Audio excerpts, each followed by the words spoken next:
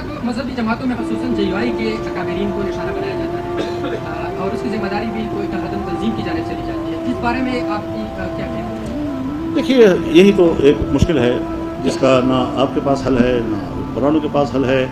ایک دین کی جماعت اعلاء کلمت اللہ کی سربلندی کے لیے ایک منظم جماعت جس کی گزشتہ 100-150 سال کی تاریخ موجود ہے، اس کی پشت پر ایک جدوجہد ہے، قربانیوں کی ایک جدوجہد ہے اور کئی سو سالوں کی جدوجہد ہے.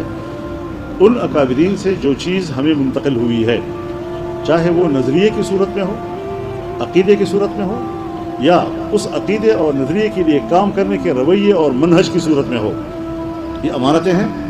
اور کوئی اس قسم کی اشتعال، زبردستی، جبر، یہ علماء کی جماعت ہے.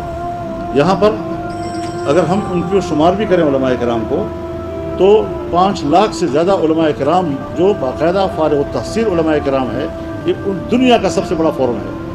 تو پھر کون ہوتا ہے جو کہیں دیوار کے پیچھے 2-4 آدمی بیٹھ کر ایک پہاڑ کے پیچھے وہ ہمیں اتنے بڑے علماء کی جماعت کی رائے کو اور فکر کو فتوے لگائیں اور ہمیں واجب القتل کہیں؟